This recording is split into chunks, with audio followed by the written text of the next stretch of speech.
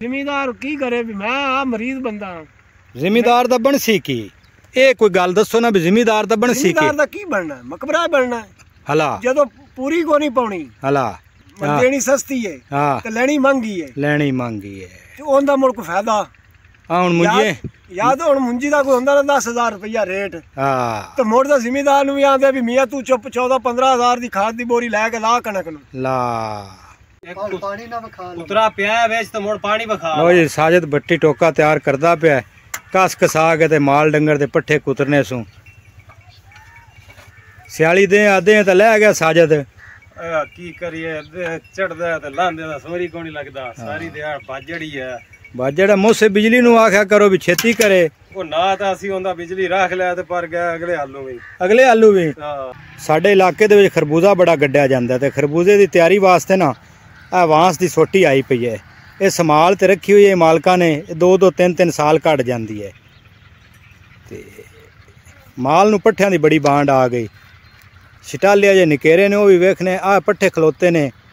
ਇਹ 4 ਡੰਗ ਕੱਢ ਸਣ ਅੱਗੋਂ ਮੁੜ ਛਟਾਲੇ ਦੀ ਆਸਤੇ ਤੇ ਆ ਇਮਰਾਨ ਖਾਨ ਉਹ ਆ ਰਾਲੀ ਇਕੱਠੀ ਕਰਦਾ ਪਿਆ। ਰਾਲੀ ਪਰਾਲੀ ਇਕੱਠੀ ਕਰਕੇ ਸਿੰਨਾ ਸੁੱਕਾ ਰਲਾ ਤੇ ਮੁੜ ਜਾ ਡੰਗਰਾਂ ਦਾ ਡੰਗ ਪਾਉਂਦਾ ਹੈ। ਚਾੜ ਤੇ ਸੱਟ ਉਤਾ ਚਾੜ ਤੇ ਉੱਚੀ ਕਰ ਤੇ ਰੱਖ ਮੀਆਂ ਹੋਰ ਵੀ ਬੜੀ ਲਿਆ ਕੇ ਢੋਣੀ ਹੀ ਨਾਲ ਹੈ। ਇਮਰਾਨ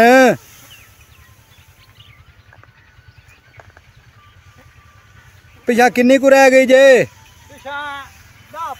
10 ਪੰਡਾ ਜੇ ਹੋਰ ਪਈਆਂ ਨੇ। ਬੰਬ ਕੱਢ ਦਿੱਤੀ ਜੇ। ਇਹ ਸਾਰੀ ਰਾਲੀ ਇਕੱਠੀ ਹੋਈ ਪਈ ਹੈ। ਵੱਡੀ ਮੂੰਹ ਵਾਲੀਆਂ ਮਸ਼ੀਨਾਂ ਨੇ ਤੇ ਮੁੰਜੀ ਵੱਡੀ ਹੈ।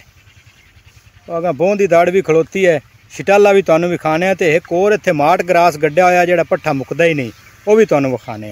ਮੈਂ ਸਦਕੇ ਮੈਂ ਵਾਰੀ ਤੁਹਾਡਾ ਵੀਰ ਸ਼ਫਕਤ ਬਾਰੀ। अस्सलाम वालेकुम ਜਿਉਂਦੇ ਵਸਦੇ ਰਹੋ ਜੀ। ਸਿਆਣੇ ਗੱਲ ਕਰਦੇ ਵੀ ਸਿਆਲ ਦੀ ਤੰਗੀ ਕੋਲੋਂ ਅੱਜ ਦਾ ਵਕਤ ਚੰਗਾ ਹੈ।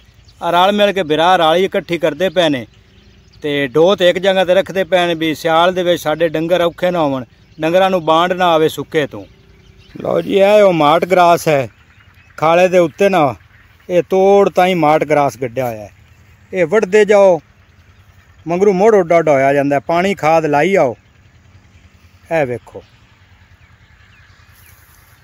ਪੱਕਾ ਪੱਠਾ ਹੋ ਜਾਂਦਾ। ਡੰਗਰ ਨੂੰ ਇਹ ਰਜਾ ਛੱਡਦਾ ਤੇ ਮੁੱਕਦਾ ਨਹੀਂ ਹੈ।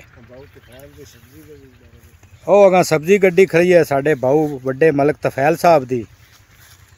ਉਹ ਵੀ ਤੁਹਾਨੂੰ ਵਿਖਾਣੇ ਹੈ। ਇਹ ਸਟਲ ਹੈ ਜੀ ਹਾਲੇ ਤਿਕਰਾ ਵੇਖੋ ਨਾ ਪਲੋ ਜੀ ਫੁੱਟੀ ਖਲੋਤੀ ਹੈ। ਅੱਲਾ ਕਰਸੀ ਹੁਣ ਕੋਈ ਮਹੀਨਾ ਇਸ ਲੈ ਹੀ ਜਾਣਾ। ਉਹਨੇ ਨੂੰ ਆ ਮੁੜ ਰਾਲੀ ਪਰਾਲੀ ਪਾ ਤੇ ਡੰਗਰਾਂ ਦਾ ਢਿੱਡ ਭਰਾਈ ਕਰਨੀ ਹੈ ਤੇ ਮੁੜ ਜਾ ਸਟਾਲਾ ਉਸੇ ਤੁਹਾਨੂੰ ਹੱਥ ਲਾਸ ਹੈ। ਇਹ ਸਬਜ਼ੀ ਵੀ ਤੁਹਾਨੂੰ ਵਿਖਾਣੇ ਹੈ। ਜਵੇਦ ਸਾਹਿਬ ਮੇਰੇ ਨਾਲ ਹਨ, ਉਹਨਾਂ ਨਾਲ ਵੀ ਤੁਹਾਡੀ ਗੱਲ ਕਰਾਣੀ।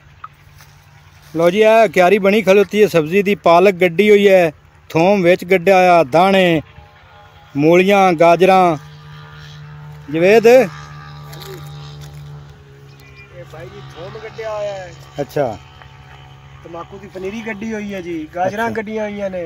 ਸਬਜ਼ੀਆਂ ਟਮਾਟਰ ਗੱਡੇ ਹੋਏ ਨੇ ਜੀ। ਅੱਛਾ ਪਾਲਕ ਹੈ। ਅੱਛਾ ਮੂਲੀਆਂ ਨੇ। ਅੱਛਾ ਇਹ ਇਸ ਵਜ੍ਹਾ ਤੋਂ ਗੱਡੇ ਨੇ ਭਾਈ ਜੀ ਜਿਹੜੇ ਟਮਾਟਰ ਪੈਦਾ ਕਰਦੇ ਹਨ ਹਾਂ ਬਾਰਡਰ ਬੰਦ ਕਰ ਦਿੱਤੇ ਨੇ। ਬਾਰਡਰ ਬੰਦ ਕਰ ਦਿੱਤੇ ਨੇ।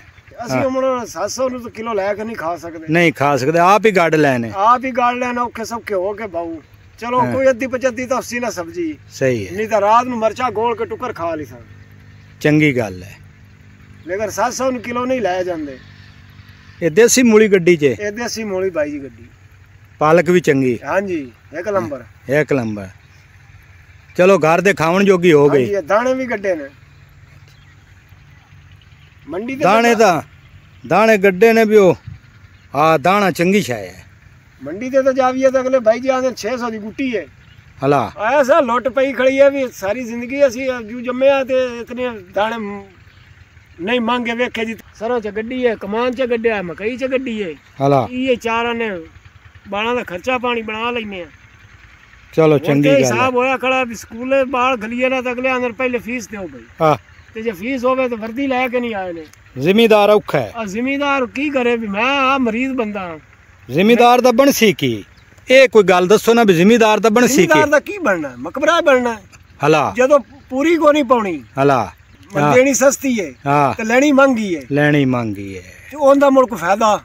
ਆ ਹੁਣ ਮੁੰਜੀਏ ਯਾਦ ਹੁਣ ਮੁੰਜੀ ਦਾ ਕੋਈ ਹੁੰਦਾ ਨਾ 10,000 ਰੁਪਇਆ ਰੇਟ ਹਾਂ ਤੇ ਮੁੜ ਦਾ ਜ਼ਿਮੀਦਾਰ ਨੂੰ ਵੀ ਆਂਦੇ ਵੀ ਮੀਆਂ ਤੂੰ ਚੁੱਪ 14-15,000 ਦੀ ਖਾਦ ਦੀ ਬੋਰੀ ਲੈ ਕੇ ਲਾ ਕਣਕ ਨੂੰ। ਲਾ ਪਾਕਿਸਤਾਨ ਜ਼ਿੰਦਾਬਾਦ ਜ਼ਿੰਦਾਬਾਦ। ਵੇਖ ਲਓ ਯਾਰ, ਕਦੀ ਤਾਂ ਸਾਡਾ ਵੀ ਟਾਈਮ ਬਦਲੇਗਾ, ਜਿੱਦਾਂ ਉਹ ਨਹੀਂ ਰਹੇ ਤੇ ਰਹਿਣੇ ਇਹ ਵੀ ਨਹੀਂ। ਦੁਆ ਫਕੀਰਾਂ ਤੇ ਰਹਿਮ ਅੱਲਾ। ਲੈ ਵੀ ਬੇਲੀਓ ਰੱਬ ਰੱਖਾ ਸਾਂਝ ਤੁਹਾਡੀ ਸਾਡੀ ਅੱਗ ਸ਼ਰੀਕਾਂ ਨੂੰ।